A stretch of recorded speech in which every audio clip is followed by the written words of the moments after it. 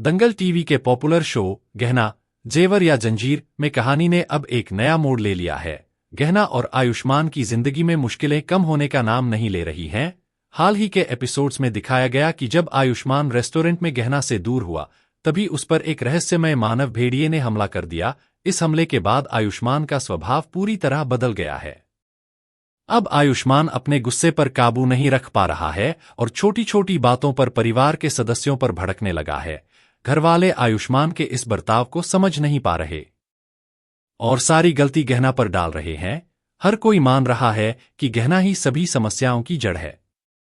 इस बीच राघव भी गहना पर अपना गुस्सा निकालने की कोशिश करता है और उसे धक्का दे देता है।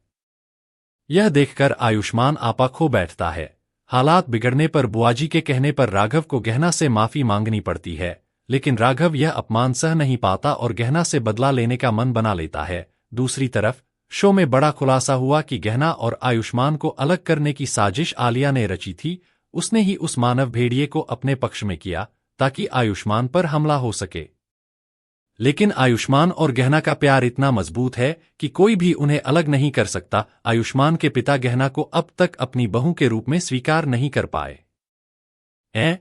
वह गहना को घर से निकालने के लिए हर संभव कोशिश करते हैं।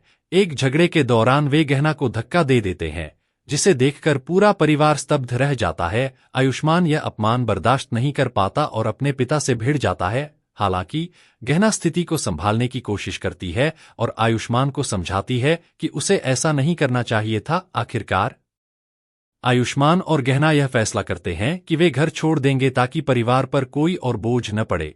लेकिन कहानी यहीं खत्म नहीं होती। आलिया और उसकी मां एक नई साजिश रचते हैं।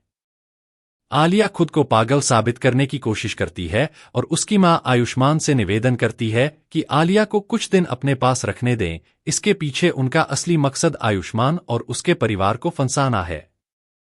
आगे की कहानी में क्या आयुष्मान आलिया की साजिश को समझ पाएगा? क्या गहना और आयुष्मान एक बार फिर अपनी मुश्किलों से पार पा सकेंगे? जानने के लिए जुड़े रहें और शो के आगामी एपिसोड्स देखना न भूलें।